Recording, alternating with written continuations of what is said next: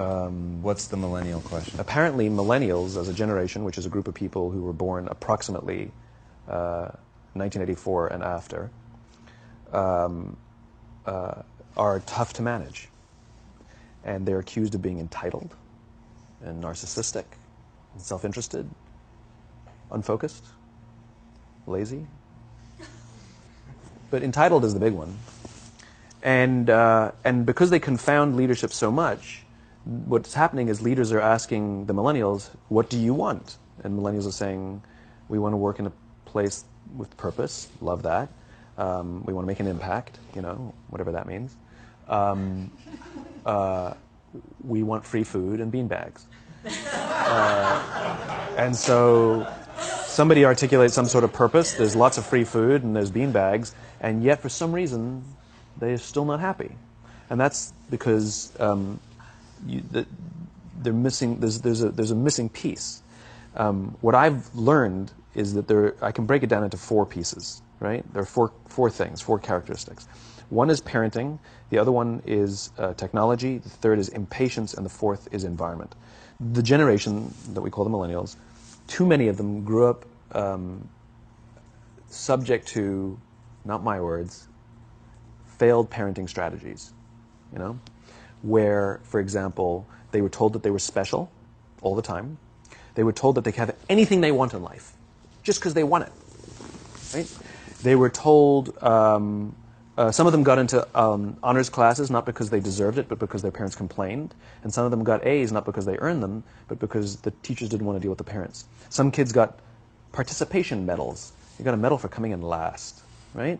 Which the science we know is pretty clear, which is it devalues the medal and the reward for those who actually work hard, and it actually makes the person who comes in last feel embarrassed because they know they didn't deserve it, so it actually makes them feel worse, right? So you take this group of people, and they graduate school, and they get a job, and they're thrust into the real world, and in an instant, they find out they're not special, their moms can't get them a promotion, that you get nothing for coming in last, and by the way, you can't just have it because you want it, right? And in an instant, their entire self-image is shattered. And so you have an entire generation that's growing up with lower self-esteem than previous generations. The other problem, to compound it, is we're growing up in a Facebook, Instagram world. In other words, we're good at putting filters on things. We're good at showing people that life is amazing even though I'm depressed, right? And so everybody sounds tough, and everybody sounds like they got it all figured out. And the reality is there's very little toughness, and most people don't have it figured out. And so when the more senior people say, well, what should we do? They sound like, this is what you got to do. And they have no clue. Right? So you have an entire generation growing up with lower self-esteem than previous generations, right? Through no fault of their own. Through no fault of their own, right? They were dealt a bad hand, right? Now let's add in technology.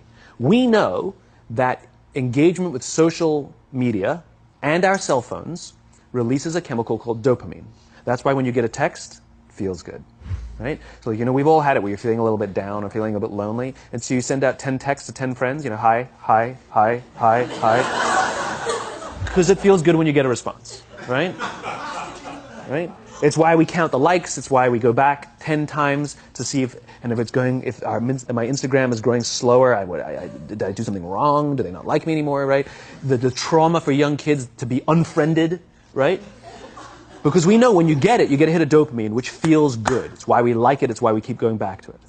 Dopamine is the exact same chemical that makes us feel good when we smoke, when we drink, and when we gamble. In other words, it's highly, highly addictive, right? We have age restrictions on smoking, gambling, and alcohol, and we have no age restrictions on social media and cell phones, which is the equivalent of opening up the liquor cabinet and saying to our teenagers, hey, by the way, this adolescence thing, if it gets you down. But that's basically what's happening. That's basically what's happening, right? That's basically what happened. You have an entire generation that has access to an addictive, numbing chemical called dopamine through social media and cell phones as they're going through the high stress of adolescence. Why is this important? Almost every alcoholic discovered alcohol when they were teenagers. When we're very, very young, the only approval we need is the approval of our parents. And as we go through adolescence, we make this transition where we now need the approval of our peers. Very frustrating for our parents, very important for us. It allows us to acculturate outside of our immediate families into the broader tribe. right? It's a highly, highly stressful and anxious period of our lives, and we're supposed to learn to rely on our friends. Some people, quite by accident, discover alcohol and numbing effects of dopamine to help them cope with the stresses and anxieties of adolescence. Unfortunately, that becomes hardwired in their brains, and for the rest of their lives, when they suffer significant stress, they will not turn to a person, they will turn to the bottle. Social stress, financial stress, career stress. That's pretty much the primary reasons why an alcoholic drinks, right?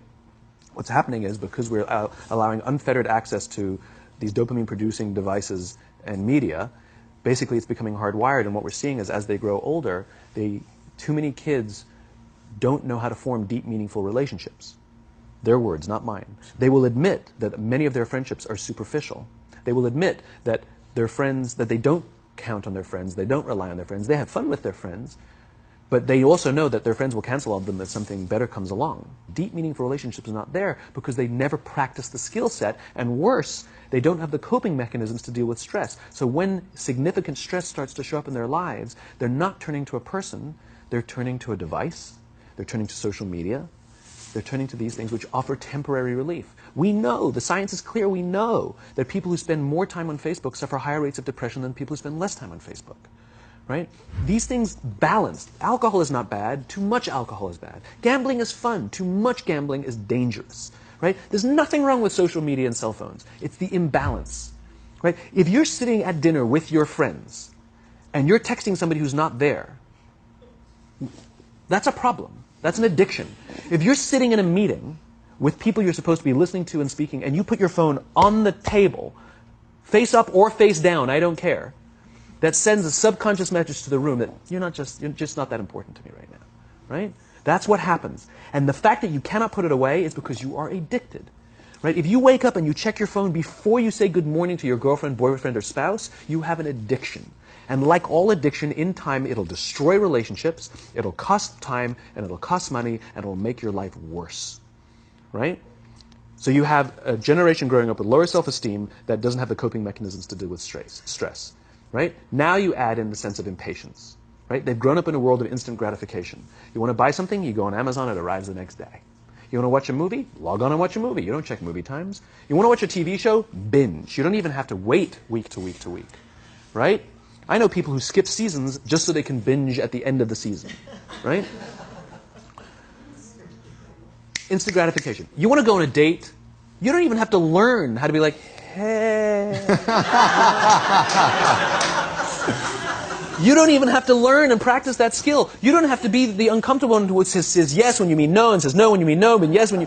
You don't have to swipe right. Bang, I'm a stud. Right? You don't have to learn the social coping mechanisms. Right? Everything you want, you can have instantaneously. Everything you want, instant gratification. Except job satisfaction and strength of relationships, there ain't no app for that. They are slow, meandering, uncomfortable, messy processes. And so I keep meeting these wonderful, fantastic, idealistic, hardworking, smart kids. They've just graduated school. They're in their entry-level job. And I sit down with them and I go, how's it going? They go, I think I'm going to quit. I'm like, why? They're like, I'm not making an impact. I'm like, you've been here 8 months. You know? It's as if they're standing at the foot of a mountain and they have this abstract concept called impact that they want to have in the world, which is the summit. What they don't see is the mountain. I don't care if you go up the mountain quickly or slowly, but there's still a mountain. And so what this young generation needs to learn is patience. That some things that really, really matter, like love, or job fulfillment, joy, love of life, self-confidence, a skill set, any of these things, all of these things take time. Sometimes you can expedite pieces of it, but the overall journey is arduous and long and difficult. And if you don't ask for help and learn that skill set, you will fall off the mountain. Or you will, the worst case scenario, and we're already seeing it, the worst case scenario is we're seeing an increase in suicide rates. We're seeing an increase in this generation. We're seeing an increase in accidental deaths due to drug overdoses. We're seeing more and more kids drop out of school or take leaves of absence due to depression. Unheard of.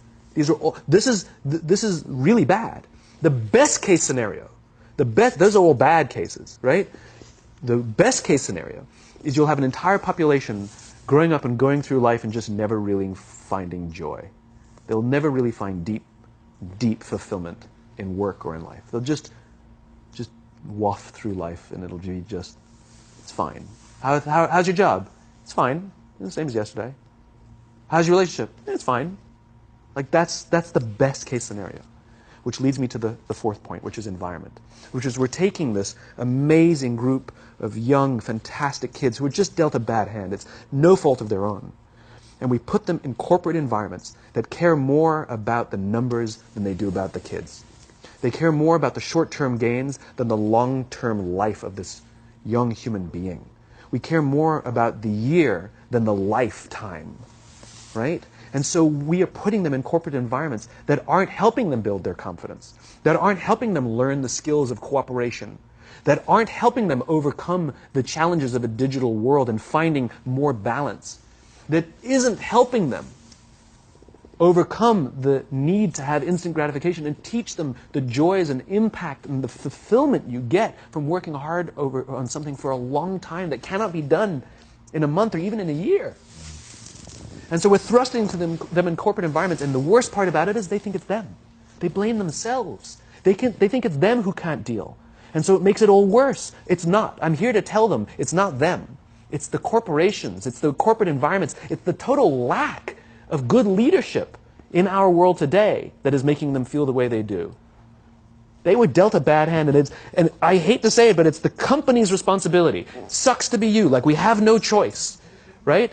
This is what we got, and I wish that society and their parents did a better job. They didn't. So we're getting them in our companies, and we now have to pick up the slack. We have to work extra hard to figure out the ways that we build their confidence. We have to work extra hard to find ways to teach them the social skills that they're missing out on. There should be no cell phones in conference rooms. None. Zero. And I don't mean the kind of like sitting outside waiting to text. I mean like when you're sitting and waiting for a meeting to start, this is what we all do. We all sit here and wait for the meeting to start. Meeting starting? Okay. And we start the meeting. No, that's not how relationships are formed. Remember we talked about it's the little things? Relationships are formed this way. We're waiting for a meeting to start and we go, how's your dad? I heard he was in the hospital. Oh, he's really good. Thanks for asking. He's actually at home now. Oh, I'm really glad. It was really amazing. I know, it was really scary for a while. That's how you form relationships. Hey, did you ever get that report done? Oh my God, no, I didn't. I'll help you out. Can I help you out with that? Really? That's how trust forms. Trust doesn't form at an event in a day. Even bad times don't form trust immediately. It's the slow, steady consistency. And we have to create mechanisms where we allow for those little innocuous interactions to happen. But when we allow cell phones in conference rooms, we just, okay, I had the meeting. And then my favorite is like when there's a cell phone there and you go like this, you go. It rings and you go. I'm not going to answer that. Mr. Magnanimous, you know? When you're out for dinner with your friends, like, I do this with my friends. When we're going out for dinner and we're leaving together, we'll leave our cell phones at home. Who are we calling? Maybe one of us will bring a phone in case we need to call an Uber or take a picture of our meal. Goes without saying, come on. I mean, I'm an idealist, but I'm not insane. You know? Not a heathen. I mean, it looked really good. We'll take one phone. And so it's like an alcoholic. The reason you take the alcohol out of the house is because we cannot trust our willpower. We're just not strong enough. But when you remove the temptation, it actually makes it a lot easier. And so when you just say, don't check your phone, people literally will go like this. And somebody will go to the bathroom, and what's the first thing we do? Because I wouldn't want to look around the restaurant for a minute and a half, you know? But if you don't have the phone, you just kind of enjoy the world.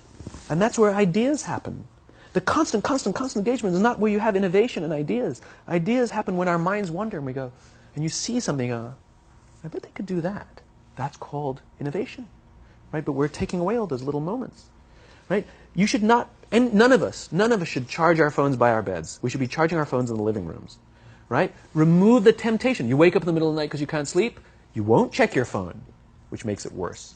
But if it's in the living room, it's relaxed, it's fine. But it's my alarm clock.